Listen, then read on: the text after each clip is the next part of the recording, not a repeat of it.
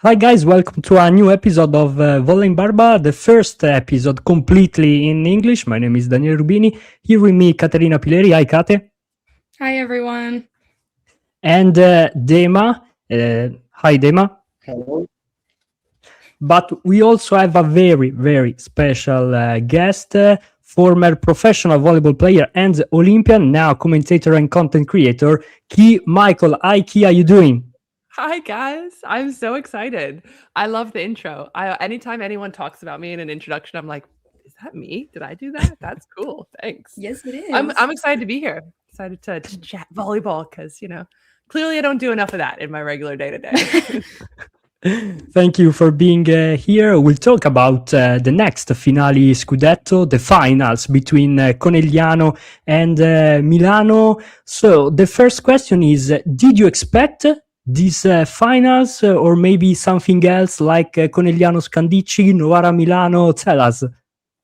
That's a tough one. I don't know about expected. I feel like when you talk about Conegliano, it's like everyone expected Conegliano to be in. There's no way that anyone can make an argument for them not to be there.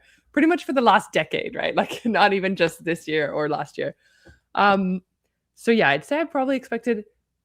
I didn't really know that much earlier on in the season. I would say I was a little more surprised that Scandicci were doing so well, and also I guess Novara and Chieti as well were quite impressive to me. But I would say from the beginning, I expected Milano, also because I called almost every Milano match this season for Volleyball World. So I had a really close connection to them. So I saw how good they were on the day-to-day that I was like, oh yeah, you have to really be good to beat them. So I'm going to say, yes, I did expect this.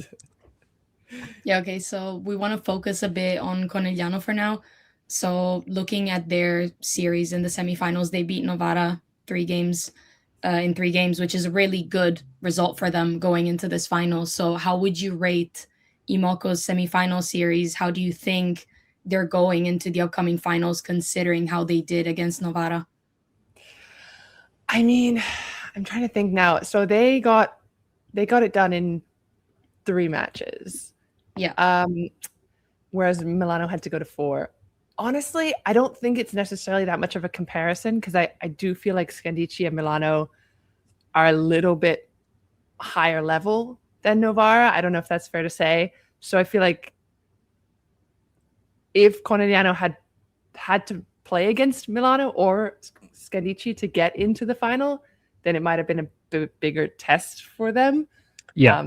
So I think they did pretty much how we were expecting. Also, correct me if I'm wrong, right? Gabby was out for the first couple. The first one. Yes. Okay. So even without her, they still were able to win. So that's, and then when she comes back, and I don't know if she's fully healthy 100%, but she's back and playing like Gabby always does. So yeah, I think they had a great showing. What about you guys? I want to hear your opinions too. Come on. I think Conegliano played not really well. For example, in game 1 and also in game 3, they suffered in the spikers without Zuting, and we'll talk about Zuting in the next questions. But I think Conegliano deserved to get the finals. Yeah, I would say they also kind of had a bit of an uphill season simply because compared to, they finished last season so strong. So the start of the season was maybe not what everyone expected. Conegliano hasn't exactly dominated as we expected them in the past. So I'm not surprised that this is the final that we have at all. So in a way, I guess you could say I expected it, but I definitely think Conegliano had to struggle a little bit more to kind of make people expect them to be in the finals. Yeah, I would agree. Yeah, I agree with both. I think it's not the best season for Conegliano, but they've shown in the past that even this season, when the games goes hard, they can manage the situation. So I think they are absolutely the number 1 favorite for win this another championship.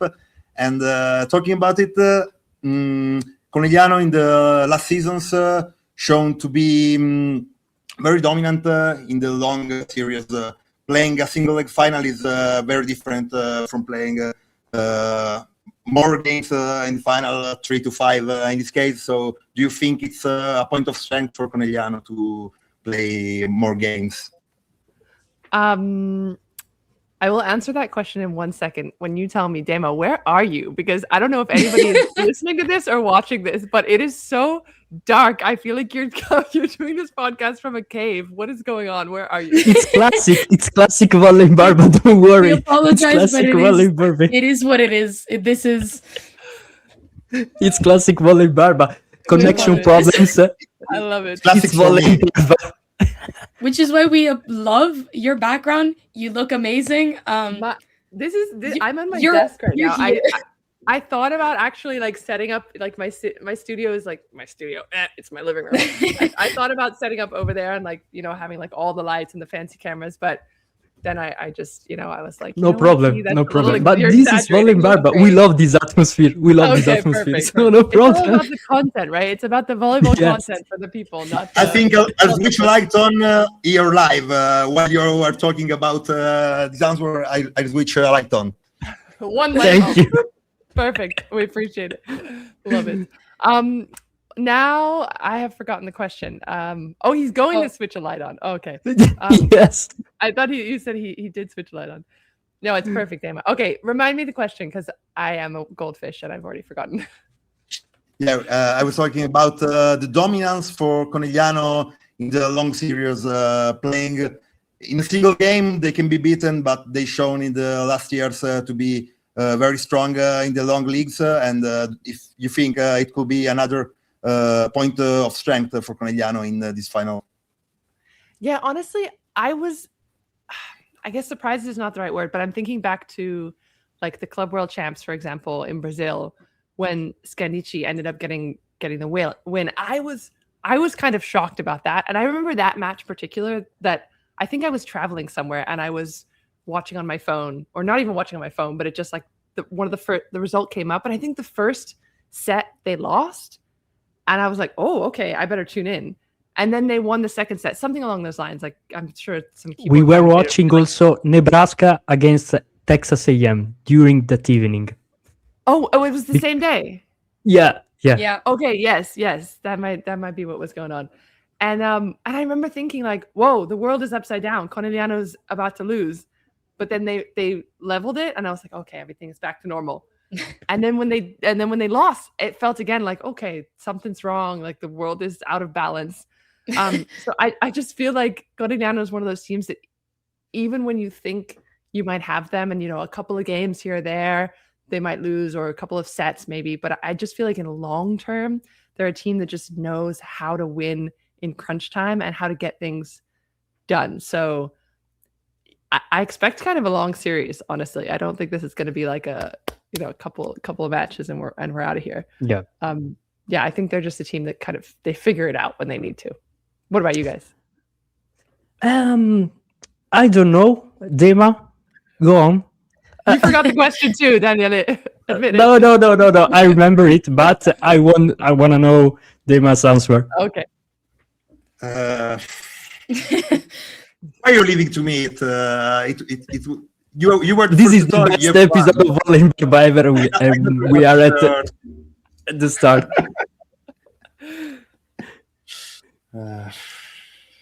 I mean, me personally, I would say it's something that, to be honest, because Daniele, thank you, is the one that came up with most of these questions. I honestly didn't reflect on this question until he asked it, but I think it's very interesting because it's the fact that I think Conegliano's strength is mostly just reacting to situations. And, they study the games really well. So I do think that they do have, like, the fact that it's a long-term series, just the way that it's set up, it's definitely an advantage for them. But I also think specifically looking at this season, because they've had those moments in which, hey, maybe we're not as dominant as we think we are. There are other teams that can actually get to us. I think it's really forced them to even think deeper on how they want to approach this. And I think they do know that their strength is it's going to go long, but they know this. They're a team that's very aware of their strengths and how to respond to any weakness. And the fact that they do have 5 games to figure it out, I do think kind of puts them a bit ahead. Yeah, I agree with Kate, and I think in the previous years, Conegliano has showed up that in a series based on 5 games, it's stronger. They are stronger than the others team. For example, last year, I think they won the series 3-0, and they also can play more games at home. And playing in Palaverde is really, really positive for Santarelli and his girls. So, Dema, now it's your turn. No, I think Conegliano every year, this year especially, showed that even them can make mistakes, but better than anyone other, they can recover the mistake. So in a long series, which is you can do a mistake, lose a single game, then can win the other and have the strong performance they can do. I think they are very, very, very better than anyone other. So yeah, I think it's a very point of strength for them. And I think they will lose. Oh, he's Turn on the volume, Dema. And he's back. You haven't heard anything yet? Sorry, repeat, please. Haven't heard anything? I was muted all the time. No. The last part. Okay. I was saying that I think they will lose one game, but only one, because Milano should. I think in game 2, Milano can manage to use the power of his public and win a game, but in the longer term, the strength of Conegliano will be. There will be enough to do for Milano, so I think it will be a 3-1. So for those who... Yeah, go. Okay. No, sorry, I just had one more question. Not question, but like point.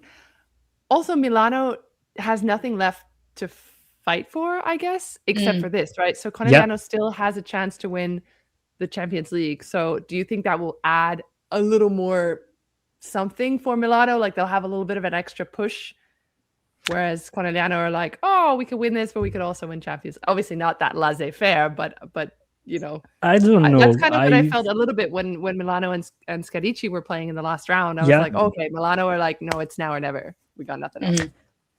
I agree on that, but in my opinion, Santarelli wants to win everything on earth.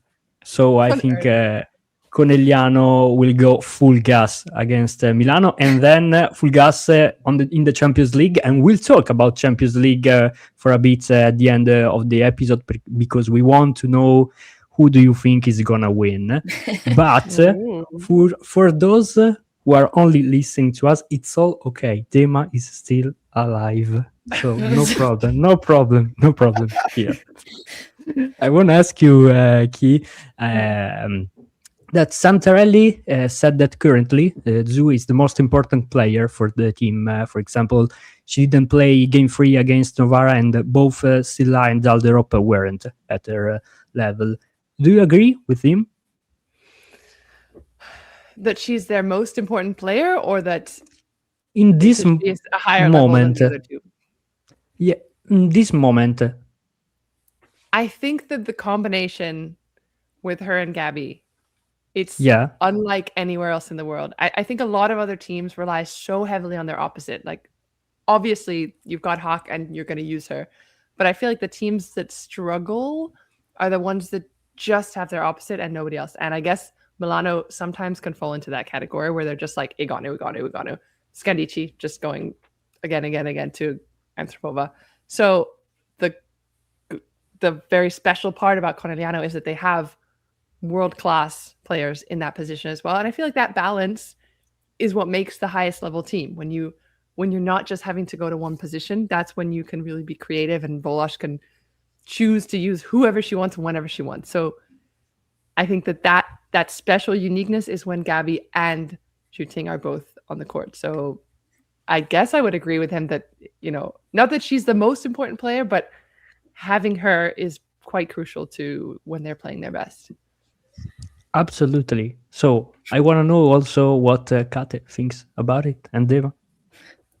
Well, I mean, something that I've always enjoyed about Santarelli as a coach is the way that he manages his players, because obviously as a team that really wants to go for every single thing, Santarelli always tries to pick based on the need for the specific game. And I do think I've really, really loved the way that Zhu Ting has been playing since moving to Conegliano.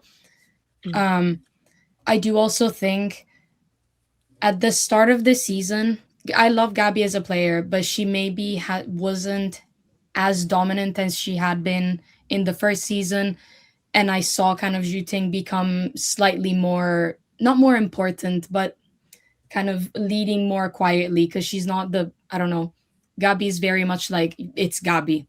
Yeah. Zhu Ting is not, for some reason, as big of a name outside of Italy, just because I love her as a player. And I do think right now she, in multiple occasions in the past as well, she's been a really, really crucial player for the team.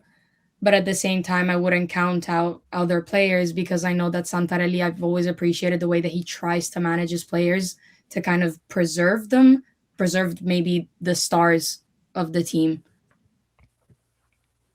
Yeah, that's a good point.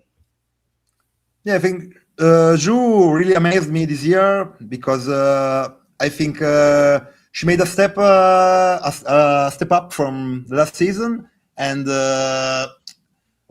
she demonstrated in the last games, while Gabby weren't in the team, she has the characteristics and the mentality to carry the team and to win. I don't want to say alone, because Bella Hock and all the another great players from Conegliano obviously support her, but to be the leader of the team, I didn't expect it from Zhu by the last 2 or 3 years. So yeah, I think in the last 2 months, I agree with Santarelli. She's probably the very most important player of Conegliano in a team of absolute champions and incredible players. So it's always hard to choose one single most important player in Conegliano, I think. I'm surprised he wouldn't say Moki. Like, is he allowed to say that anybody else is the most important player on the team? She is over the top, so we also can. At a different level, just is not counted in the. Exactly. Exactly. Kate? You can only talk about humans. Alien are not included. But also, so maybe you guys know this better than I do. After this season, I know Moki is not going to be with the national team, but will this be her final? Like, after the ball is down? No, she'll play. Of course. Still in Conegliano, just not a national team. Right? Yeah, she will continue to play with Conegliano. Okay. Exactly. For the next season at least. But I think she will go through. So. Yeah, also because the day she retires, I will cry for the rest of my life, but it's fine. Oh, I know. It's also, I also asked that because I was calling the game. Oh my gosh, I'm blanking on what team she played for. Do you guys know Giulia Leonardi? Yeah, so absolutely. We played together in Busto, and I called her last match, and I didn't know that she was retiring. Like, nobody told us, or it wasn't in the news or anything, so I didn't even say any of it. I didn't say anything on the broadcast, and I would have liked to ask us for the next time. Yeah. Okay, yes. Next time, you guys need to send me some gossip before every match. Tips. I'll come to you guys and be like, "What's going on? What do I need to know?" You played also with Walosz in Booster City, right? Yeah. My I think both years actually we were there together. Yeah. That's it. You're like, yeah. You're like, yep, I got it right here. He's got How the was Volley it? Box page open. Let's be real. Yeah. Yeah, exactly. Hey, you know what? The Volleybox knows more than my memory, so I trust the Volleybox. Volleybox saves our life every day. I think. I use it so much.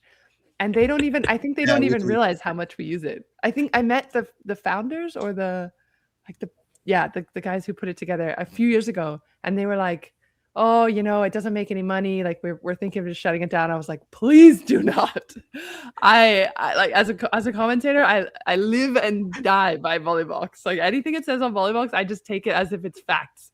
Like sent from the heavens. Like It We are will be an searching absolute for a- disaster even for us. So please keep Volleybox alive. I know. But we are searching for a sponsor. So Volley Box. But they don't earn any money. yeah, but contact us at volleybarba.gmail.com. So we are here. We are here. It's Hashtag sponsor us. Yeah, absolutely. We are poor. Please, Bro. please. Oh my god. Kate. I guess just in a nutshell to kind of conclude talking about Conegliano for a bit, what do you think is the thing that Conegliano needs to do to bring the Scudetto home? What will be the key for Conegliano to win against Milano? Or what do you expect them to do? I think as long as everybody is healthy, that's a good start, right? Like we need to make sure that everybody's playing their best and feeling their best. Because I feel like even just one injury here or there could really disrupt everything. And there's some players, I feel like Sarah Farr is injured like all of the time. Like she's more injured than not, which sucks. I'm just because she's amazing. So I hope that everyone is just healthy. That's probably the first and foremost thing. And then they just have to figure out how to stop Igonu. Like I hate to say it because I know Milano is it's a great team and there's a lot going on there. But for the most part, the team goes how Igonu goes. So if you can figure out how to slow her down, frustrate her, make her play tips and rolls and defend and get her on the floor and force the ball to go in other areas, whether that be middle or pipe or outside, then you're probably going to be okay. I mean, how do you do that? How do you stop Igonu? Like that's your own problem. Like you got to figure that out yourself. But it like that I feel is the kind of one crucial ingredient in stopping Milano. Whereas if you look at, on the flip side, if you're like, oh, what does Milano have to do to win? It's like, oh, well, they could do this or they have to do that, or there's multiple ways that Conegliano can win. And I feel like there's only one way that Milano can win, if that makes sense. Okay, yeah. Without being too, cutting it to just too fine an obvious point, like slow down Igonu and you'll win kind of thing. Dima?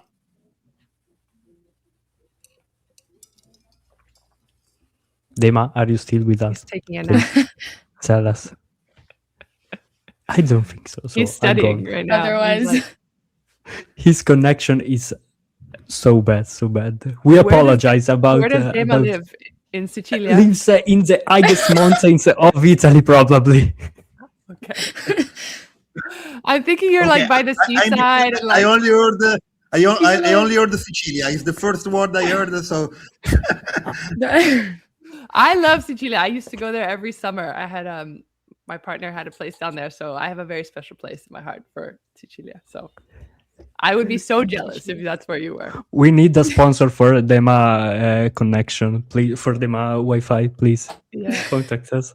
In the next month, I will change. There will be another era for Volley Barba. I promise you all. Soki, please come back the next time. Don't ever change. So we can talk also about Milano at this point of this conversation, because they are the only team that beat Imoco twice this year. The first time in Supercoppa for winning the first trophy, Italian trophy for Milano. As a former professional player, how can this affect your mentality leading up to the finals and the end of a long season? I mean, Tough I feel question. like my mentality as a professional volleyball player is probably a million miles away from the mentality of anyone in Conegliano. So let's just be very clear. Like, I do not relate myself to the mindset of a Conegliano player because they are 10,000 miles ahead. But I don't think the Conegliano will even care. I don't think they'll. So you mean on Milano's side or Conegliano's side? Because I feel like I guess those are two different. Oh, you can go with both. I don't think Conegliano will care, to be honest. Like, I think that they take every single match, every single set, even every single point as like an entirely fresh game in itself. So even if you've beaten them 17 times, which obviously no one ever has, but even if you had, I think they would still come in every match and be like, all right, here's what we need to do to win. Here's where we can exploit them. They probably see it as almost a positive. It's like, oh, okay, here's what Milano did last time to exploit us. Well, here's what we're not going to let them do this time. Like, we know exactly that all the tricks in their book, and we will be more prepared for it than we were last time. That's kind of the mentality, I think, on Conegliano's side.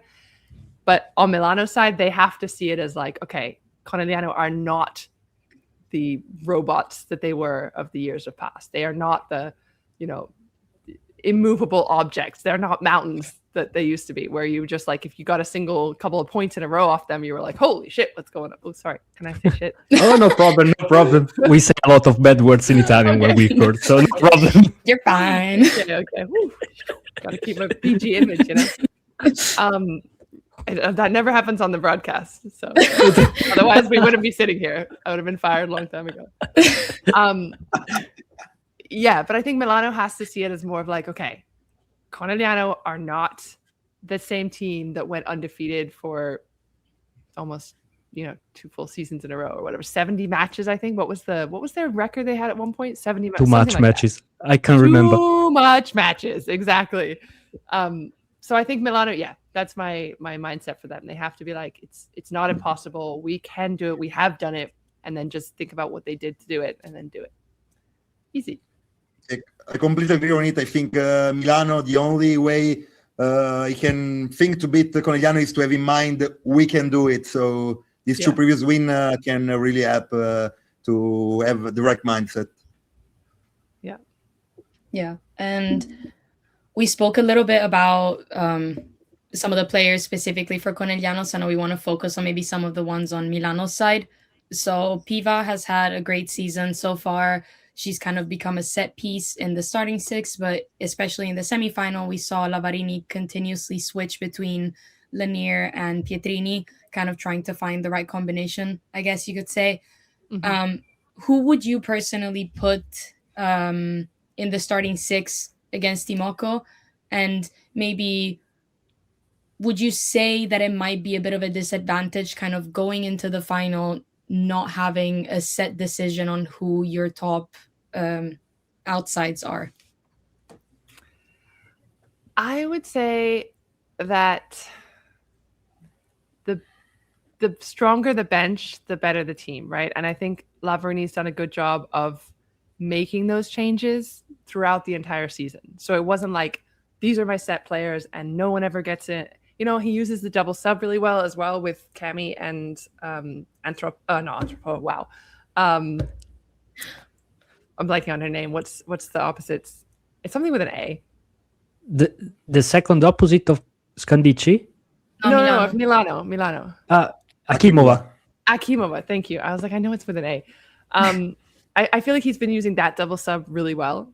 And I tend to think it's an advantage throughout the season to have given playing time to all of those players. Because if you think about it on Conegliano's side, and I may be wrong because I didn't watch all of their matches the way I did with Milano, but did you see Silla play really at all until the very last matches? I don't know. You guys can answer that maybe better.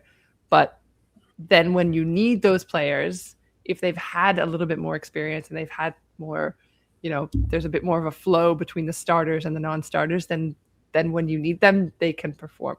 And that, yeah, I guess I have to say on that as well. Conegliano, it was in, what game was it? It must have been a Champions League. Yes, it was. Conegliano won a streak. and they were in the Champions League. You guys remember this? And they had won the match, right? So they were moving on to the next round, and he put in his quote unquote second string. Yeah. And he just let them play. And he was like, I just want to give them some experience in a high level, high pressure match. And a lot of outsiders were like, oh my God, you lost the match, you lost the streak, like what an idiot. But from my perspective, I was like, coach just gave an opportunity to his players who don't get a lot of that high pressure moment training. He gave them a chance to play and prove what they can do. He didn't rip them out immediately because he was like, didn't want our streak to be broken. He's like, no, I don't care. I want them to get those reps and to get that experience. And so I think that that's going to come back in a positive way in the finals. Like, I think there's going to be a moment where Santarelli has to make a change, and he's going to have to bring in someone like Scylla to help him get over the hump. And she will have already been in a high pressure moment in Champions League, and now she'll be able to deliver in the Scudetto as well. So, or maybe in the Champions League even. But to answer your question, what was your question again? Why do I do this to myself? Like, I literally talk myself into circles, and then I can't remember how we got where we got. Oh no, that is an awful politician, or maybe a great politician. I don't know. That is so me. You're fine. Yeah. The question related specifically to maybe looking at the outsides position 4 wings in Milano. So who would you we said that Piva's playing really well, but then there's been a change between Lanier and Pietrini. Who would you pick, and who do you think can be a bigger contribution? That's tough. I'm trying to think of the numbers. I know Piva had one. I think in the semis, Lanier was like the top scorer in the first semifinal, Piva in the second. So I think I would start with them, but I really like Pietrini's defense. So, it's a tough one. It's a tough one. Do you guys know why she doesn't wear knee pads? Like, I don't know. I don't know. I don't know.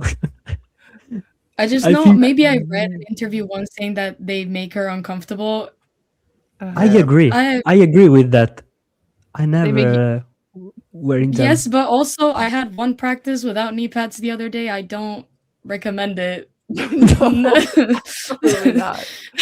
And she plays at a way higher level. I know, and I was even a middle blocker, so I like never play defense. But you would not catch me without knee pads, elbow pads, hip pads, like something wrapped around my head. Like, how? Like American football. Exactly. That's how I would have loved to play. Football for Americans, American friends, but here in Europe, football is another thing. So yeah. To specify. Do you guys watch Ted Lasso?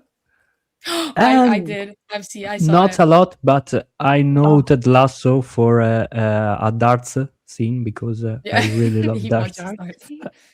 Oh yes, Yeah, the one where he you should be curious about. It's such a good show. But anyway, yes, football and American football and soccer. Yeah, I love the show. That's where my mind goes. Deva? I was thinking previously while you were doing the observation on Milano having no more to play after the finals, then Conegliano has still the Champions League.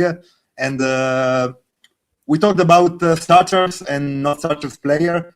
I think one key element of this final is Conegliano has the more ready non-starters because they used a lot of more the bench than other top team in Serie A, and I think the most fresh starters, even because they played a little less than the other team. I mean, Egono, I think, played almost all the game. In Conegliano, we saw a lot of game played by Adigwe instead of Oak. So, do you think it could be a key element of this series?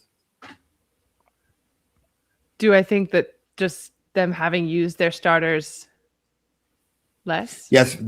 Having more resting time? The Conegliano had the time to rest more their starters and as the bench more ready to play because they played a lot of minutes more. Okay. Well, I guess they played one match less as well. I don't know. Like physically, I feel like both teams will have had enough rest because when was the last game? Was at least a week ago, right? Yeah. And then the Conigliano final- played on Wednesday, and Milano the next day. No, I probably think. I was talking about the whole season. The bench in the whole season of Conigliano played a lot more than the bench of Milano and the other top team benches, I think. Oh, So okay. that's Did what they? I mean, you guys would have to. I mean, I have to be completely honest. I didn't see that many of Conigliano's games, so like I said, I called all of Milano's games and not so many of Conigliano. So I don't know is the answer to that, because I don't know. I mean, if you tell me that their bench played more than Milano's bench, then I'll have to just Don't trust them. I will trust him. I will trust him. I'll blindly trust him. So I don't know is the answer to that. Yeah, go ahead. Talking about Versino, she's been amazing this season so far. Do you think she's ready to take up the Gennaro legacy that we mentioned previously in the Italian national team? I do think she was really good this season. She was really fun to watch. I mean, Maki, you mentioned it. She has a legacy, right? At this point, she has just been the one and only libero for the Italian team for how long? I mean, have you ever seen anyone else step on the court in the libero jersey in the last decade for Italy at the top tournaments anyway? No. Yeah, so it's an impossible to compare. It's Best like libero ever. Are you asking me or are you telling me? I'm asking you. Of anyone or of Italy or of any country? Anyone, any country. Oh, okay. Ever. Because here we also had Cardullo, for example. Cardullo. Yeah. Of any other, I mean, I'm trying to think who else has top liberos. Castillo for the Dominican is pretty good. What about USA? They have Justine Mongarantes. I do like the liberos that come out of the US. Yeah, because I follow the NCAA a lot as well. I do think, I follow that a lot. So I do love the liberos that come out of the US from that. And honestly, I don't feel like I look at liberos that. What position do you guys play? Because I feel like that might make. I play libero. Okay, yes, I'm biased. I play on the sofa watching volleyball on TV. So. Okay.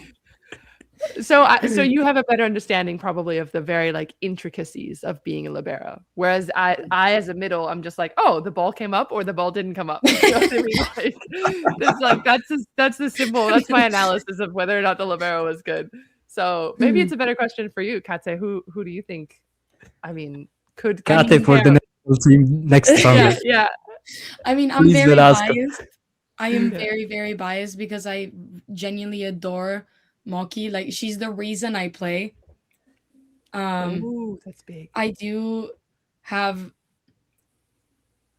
There's a lot of liberos that I look at. Because also I think it's a matter of the fact that she's gotten here because of a lot of experience. So I find it hard to compare now because one of my current favorite liberos is Lexi Rodriguez that just graduated from Nebraska and plays in Love, Nebraska. Mm-hmm. But she's at a completely different level. I do think Moki's impact in volleyball goes beyond just what she's done on the court. I would say she's the best libero ever, but that's because I'm biased. But you're allowed to be, in your opinion. You're allowed to be biased in your opinion. But also because I think she's had just an impact on the whole volleyball movement as a whole. And obviously, it's not to say that other players or liberos specifically can't. It's just that she's become to mean so much, not just in Italy, but also outside. I think she's one of the players that has consistently just been there and been someone that other people look at, not just Italian players look at her to learn from. She's someone that everyone knows in a way. And yeah, I also just like her leadership on the court because she's not a player that's super loud. I feel like right now we see a lot of liberos just have a lot of character on court. Not I love that. That's me. I'm a firecracker on the court. I need to calm down. But I really, really love the way that Moki leads silently. She's very calm and she just has a presence on court that obviously doesn't make that's not specifically better or worse than anyone else. Every player is going to have a different style of how they are on the court. But yeah, in a very long way of saying, yes, I do think she's the best libero on the court. That's my answer. I wonder also if the energy thing, like as a libero, because you're only earning your points and your momentum by defending rather than being offensive, it's almost really unusual to see a libero that's so like just calm and cool and chill. Like you almost I'm expecting liberos to over exaggerate their emotions because they don't get the chance to have a huge stuff block or a huge kill. You know what I mean? So yeah, it's kind of unique that she is just so like chill. Yeah, because I do think 90% of, for example, serve receive. I'm a libero that hates receiving. I can't even lie. It's horrific because it's mostly a mental thing. Did you read the wrong job description? Like, no, like, yeah, libero blocks, attacks, does a lot of setting. Nice. Yeah, I mean it's really fun when you can do it. It's just it gets so frustrating when you're not able to do it really well. It's such a mental game being a libero, and that's why I really admire her, the way that she just has like a level head at any time, because being a libero is 90% just being able to keep, like, at the end of the day, you have to keep your cool because you do a lot, not a lot less, but what you do is significantly different. You can't score, you can't serve, which I'm very good at. Can we bring this to Europe? Yes. So I do take a lot of inspiration from, well, it's not working, a lot of inspiration from her, just the kind of being so level-headed and being mentally, because sometimes the team needs that as well, to have such a kind of strong and just level-headed presence on the court. Yeah, I think that playing as a libero is like playing as a goalkeeper. If you do something good, nobody is gonna telling you something. But if you make a mistake, everybody is gonna insult you. I played as a goalkeeper, and it was like this. Yeah. No, It's a thankless job. I don't recommend to children to play as a goalkeeper or as a libero. Yeah. If I can say. Yeah, me either. I think Moki's technique is one of the 3-4 best, but I think her charisma is unattainable. It's what makes her really incomparable for all other liberos in history. And we are a little bit biased because as young Italians, we see her on the pitch for Italy since ever. So we probably are a little bit biased, but I think her charisma is incredible. I was gonna say, do you think then? Because I'm imagining if someone else were in her position, like a totally different player, totally different personality, but she was the libero for Italy for however long, for a decade, then you would probably say the same thing about this imaginary player as well, right? It's kind of like just the fact that she is the one. It kind of almost doesn't matter whether she was loud or calm or chill or whatever. Like she just was the one. So that made her the best. Yeah, I would say that. Scusa? Sorry. Go, Gatte. No, I was going to say, and then kind of tie that into speaking specifically about Fersino, because I do love both of them. And that's where I was saying every player has a different style. Because I would say Fersino's the more kind of animated of the two. But I remember, I actually could be wrong. Daniele and Dema have a way better memory than I do. In the World Championship, in the World Championship final, at some point Fersino was substituted into the back row, and in that moment is where I went like, because that's the thing, I wouldn't say I don't like the phrase that a lot of people are using to kind of like, oh, you're replacing, like carrying on Moki's legacy, because she's a way different player. But in that moment against Turkey in the final of the World Championship, I that was a moment where I was like, I wish I'd been that player that can just, she was substituted in and in the calmest way possible, did exactly her job, picked up defenses that I was like, okay, I guess I'll just go home and retire because what is this? I think she has a way different character than Maki does, and I do think it will definitely be kind of a change. But Fersino this season in Milano, I think she's shown the kind of impact that she can have on a team of this level, because Milano is a team of such a high level, and I think Fersino has consistently throughout the season just shown the type of player that she is and the type of, not balance, but the type of character and the type of style that she can bring on the court. And she's just a different player than Maki is. And obviously she learned a lot from her, but I think they're two very distinct players that I personally admire, both of them. And I mean, if anything, I'm looking forward to seeing what Fersino does with the national team. I don't remember that. I don't remember what he ate 5 minutes ago, so I don't remember that episode. Sorry. I was also going to say, I think I was probably calling that match, or at least I was either calling it or I was on the sideline, and I also don't remember. So good memory by you. But it got me thinking, so because you mentioned the world champs, you guys may have already discussed this on another podcast, so I'm really sorry if you have, but Igonu and Antropova potentially being on the court together. Have you guys already dived into this on another episode? Do you like the idea, or are you kind of like, it's crazy? Like, what do you think of it? I do like it, but I think it's very difficult to see both on the court. I don't know. I think we should wait some games in Volleyball Nations League to see how Kate reacts in that position, and then we can judge it and hope in if she fits well to see them on the court together in the Euro Volley. Will you be present at the Euro Volley, Key? Eurovolley is when? When is that? August, September. Of this year? 26? The Europeans. Yeah. Maybe. I don't know. I don't know yet. I don't have any plans to. I mean, I have BNL already booked up, but because Eurovolley is through CV, right? Yeah. Yes. Yeah. So it's different. They maybe, hopefully, fingers crossed. CV sponsor me.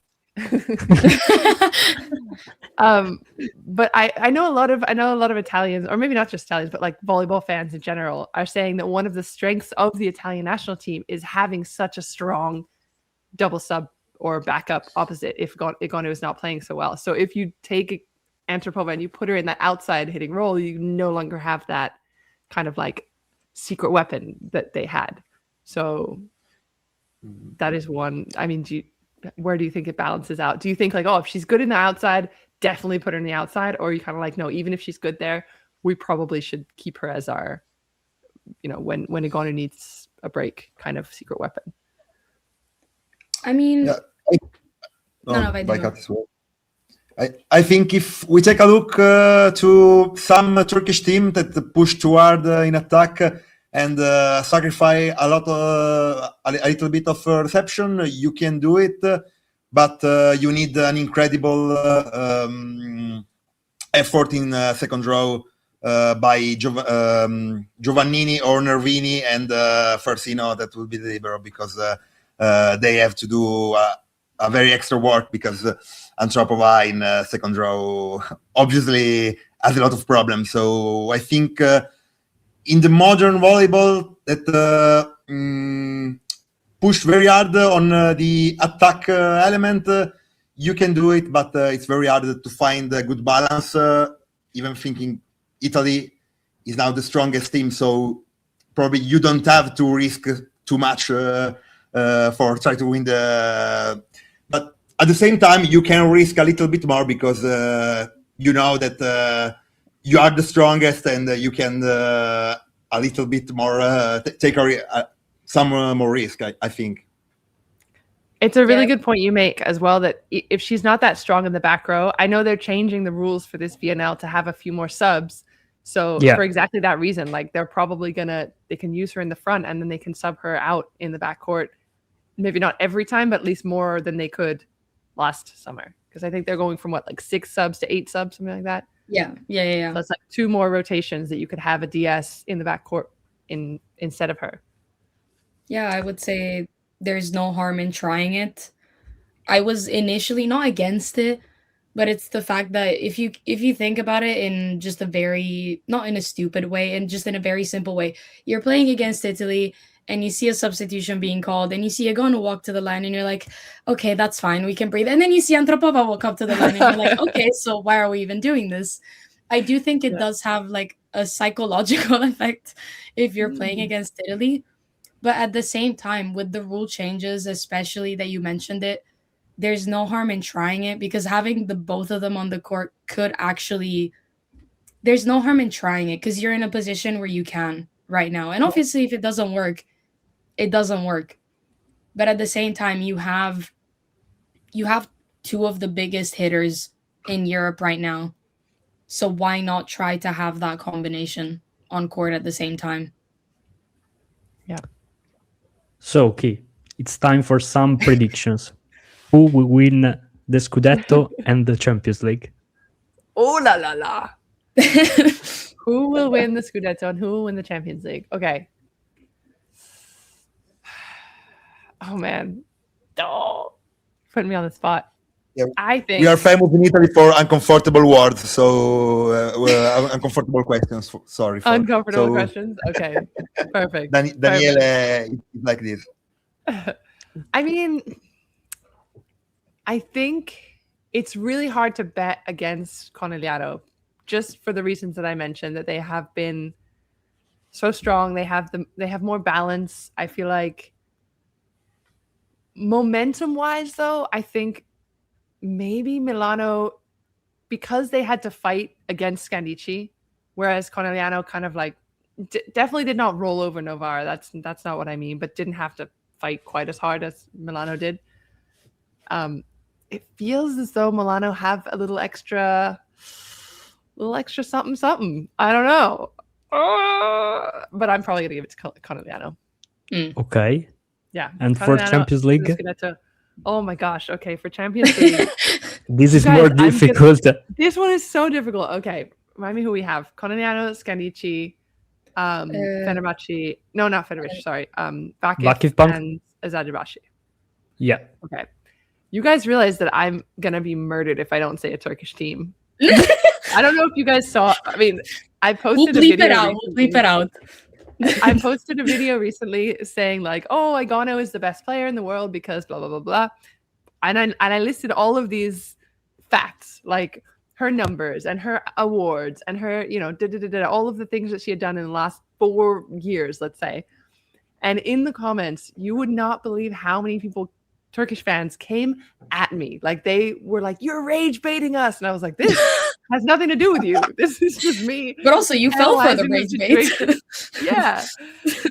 So then like a week later, I made a video like, oh, okay, maybe Melissa Vargas is the best player in the world, but her accolades just didn't match up. So it was kind of like a little tongue in cheek. But who do I think will win? Okay, so I think it's going to come down to Vakif and Conegliano. Wait, who's playing who at first? Who are the first? Vakif against Conegliano. If I don't go wrong. Yeah. Okay, then that correct, Dema. That's correct, Dema. Even more difficult now. Yeah, I remember it like this, but I'm not 100% sure. 95. Oh, I go check on Volleybox. I think you're right. I'm pretty sure you're right because they would want it to be, at least have the potential to be a Turkish team against an Italian team. Like they're not going to have Conegliano face Milano and then Eczacıbaşı face Vakif. Yeah, that's Vakif Bank versus Conegliano and Exa against Scandicci. Scandicci, yeah. Okay, so Scandicci is going to be in the finals against, no offense to Eczacıbaşı, but they don't really have strong opposite. That sounds really harsh to say, but they're not scoring. Rest in peace. I know. Oh god! Don't let any Turkish fans hear this. They don't have as strong as an opposite as the other teams, let's say. And I also think, am I wrong in thinking that Antropova might go to Zajabashi next season? For like probably $5 million? Like, are you kidding me? That money is insane. Like if she was actually offered $1.5 million and doesn't go, I'll be really disappointed. Give that money to Volleybox. Yeah, Volleybox alive. Yeah, Volleybox is getting all the shout outs today. That's so funny. So I think it's gonna be Scandicci against. Honestly, I think I'm gonna give it to Vakif over Conegliano. I know that's not probably what you want to hear on this podcast. Oh no! But I don't tailor my answers to my audience, although I probably should. I'm rage baiting all the Italians now, apparently. And then we've got Vakif, Scandicci. Oh, I think. Honestly, I kind of like the look of Scandicci over Vakif, which I know is kind of that sounds a little silly now that I say it out loud, but like I'm just maybe it's a recency bias as well because I've seen more Scandicci than I have of Vakif, and I'm trying to picture who their starters are. They've got Gunesh, they've got Markova and Boskovic. Oh, yeah. Wait. The Avengers. Yeah. Maybe I need to take this back. Okay. Take your time. You guys are going to go after this, by the way. I'm not the only one putting all my neck on the line here. I think it's going to Daniele that my predict is Scandicci winning the Champions League. So, hey, you say Scandicci? Yeah. So don't go with Scandicci. Okay, you think it's a false? He's giving me false sense of security. I don't want to follow Dema. If Dema told Vakif, I will go with Scandicci. So I will say the opposite of Dema. So Dema said Scandicci. Yeah, I go with Conegliano, both in Scudetto and Champions League, but it's really difficult to predict the first semi-final Vakif against Conegliano. Yeah. But I think Scandicci will go through the final. Yeah. That we can agree on. Interesting. So I think Vakif is going to take Conegliano, but I'm not sure they're going to take Scandicci. That's where I'm confused. I think they will take up Scandicci. Okay. Kate, what do you think? I don't. Oh my god. Okay. Because I agree with Scandicci going through to the final. Because also I try to look at the team history or the kind of emotional or mental context that each team is going with. The mental stability of each team. It's because I do think the mental stability of this podcast is low right now. Never had mental stability in this podcast. We should be sponsored by what's that Uno Bravo.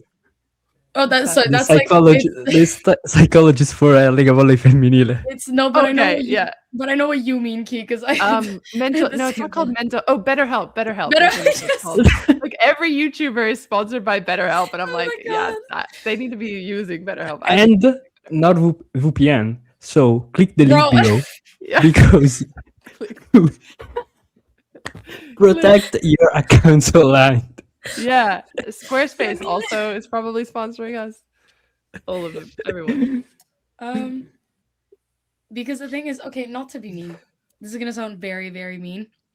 I think the semi-final of Vakif Bank against Conegliano is gonna be better than what the final is gonna be. Watch it end 3-0 and one of the teams just dying. I don't know, because I'm very bad with predictions. I also do the men's podcast. Anytime we do predictions, I don't know why I still leave the house to this day without I have not gotten a single prediction right.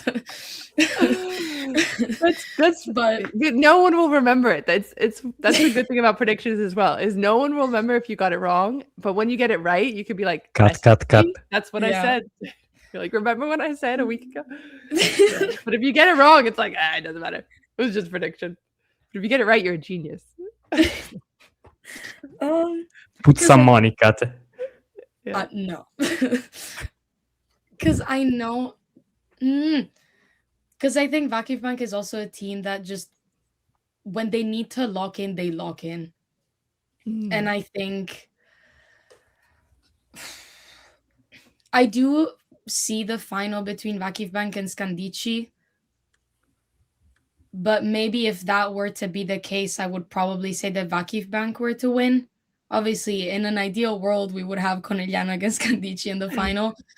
But I don't know. It's just because VakifBank is one of those teams that, to me, sometimes I kind of not underestimate them, but it's just when the moment is big, that's when I think they're really capable of coming alive. And that's why I think the semifinal against Conegliano is going to be really, really good, because both of these teams have that kind of characteristic of, okay, well, it's time to do this now, so we're going to do this now. Yeah. And they're teams that are used to winning and used to being under pressure moments. Yeah, exactly. Like, some of the other teams, maybe Scandicci, maybe Azerbaijan a little bit, like they are not necessarily always in that spotlight of like pressure's on, target on your back. So they're definitely the underdogs more often than Vakif and Conegliano. Yeah, I think I'm going with Vakif as well. Final answer. Perfect. We wanted to just kind of conclude, just very briefly, kind of talking about what you specifically, how did you get into kind of this world of like content creation? Because obviously we know who you are, but we just wanted to give you a little bit of a chance to kind of speak about yourself and your experience. Actually, just how did you get into this? Daniele knows more about my experience than I do. Daniele, can you answer this question? How did I get into this? No, it's just because I find I know you a lot. Like I've followed you for years, and it's kind of, I study sports management, so it's kind of like you're one of the biggest kind of voices in volleyball. Like you kind of hear your voice everywhere. So it's just like, for any non-Italian fans, this is CI MICHEL, and like just wanting to know, how did you get into this, and what's your kind of, not what's your mission? Sorry, that sounds very like I'm talking to the CEO of a company, but like, CEO of my life. Yes. That's my mission. But first of all, I apologize to anyone who has been hearing my voice so much over the last few years, because I also am like, wow, my voice is annoying. But I kind of fell into it, so it was not like I wasn't like, oh, I want to be a broadcaster, I want to get into like sports when I finish. But you guys know I played for how many bazillion years. I was a dinosaur age. I was playing volleyball, and then when I came to the end of my career, I realized, oh shoot, like I can't jump as high as I could. I can't hit as hard. I better start thinking about what I can do after, because nobody seems to care if you put on your resume that you're good at blocking. They're like, what? Like, yeah, but can you read a spreadsheet? World. I'm like, no, I cannot. So then I just started, I like picked up the camera and I kind of started like documenting life as a professional volleyball player over the last couple of years. And that turned into having some podcasts and having a YouTube channel. And then I got invited to do some commentary for VNL. So it all kind of just like slowly built on itself, so that I was doing less and less of the actual playing, with the knee pads on or off if your name is Pietrini. And then a little bit more and more of like this kind of stuff, talking about volleyball and creating videos and content. So I think it really, it suited my personality. I like meeting people. I like talking about volleyball. I like kind of just like, I'm not shy to look like an idiot, I guess also that's a very crucial ingredient to making content. If anyone out there, or you guys as well, like you have to kind of do the cringe thing. You have to kind of just make tons of content and just put it out, and you think the whole time that people are judging you and talking about you or questioning you or thinking that you're lame, but like either A, they are, and who cares, but B, like no one else thinks about anyone else that much, you know? And I That's think fair, yeah. anyone who's judging you for making an effort or trying to do something, whether it's perfect or not, and it won't be, like it just will never be perfect, is that like that person's lame. If they're judging you for trying to build something or do something or, you know, create something that didn't exist before, then you don't need their opinion anyway. So again, what was the question? No, it was genuinely just giving you the opportunity to say, how did you get into this? And Yeah. because I mean, I like the point that you made about just like talking about volleyball, because that's, again, I joined this project. I joined Volley and Barba later on, and sometimes all you need is just a microphone and an excuse to talk about volleyball. Because Yes. my mom is just glad I don't talk about it with her anymore, because she doesn't understand anything. So she's like, you finally have someone else to talk about it with.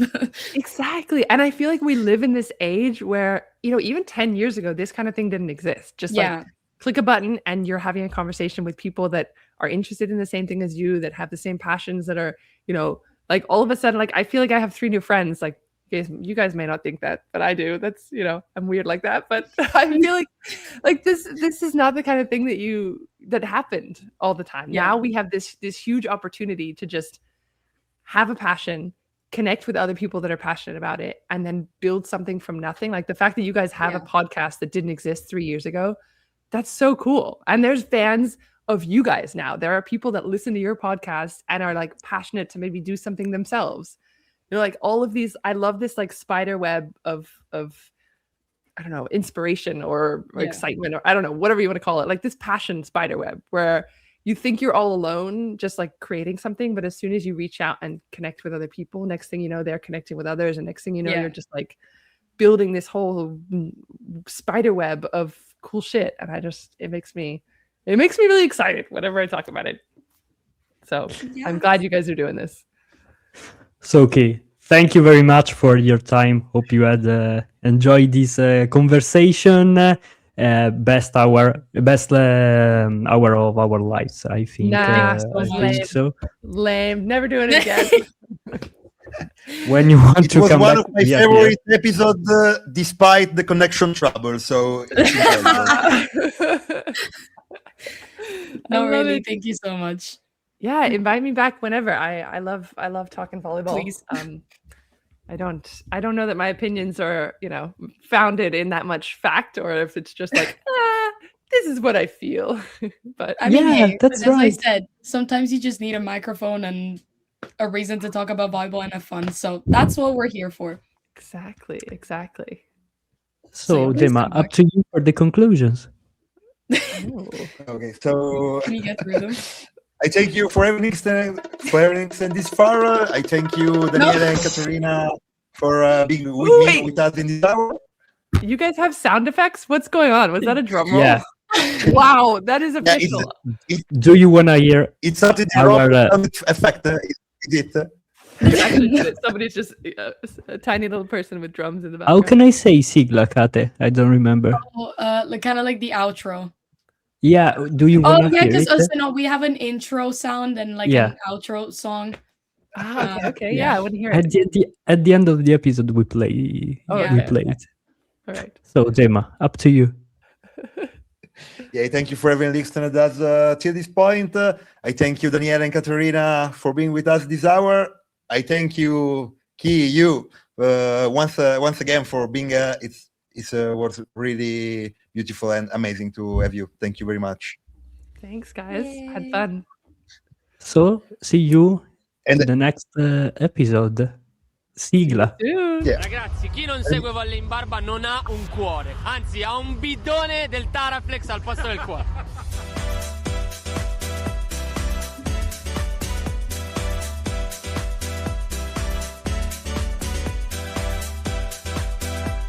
Ooh, this is a jam.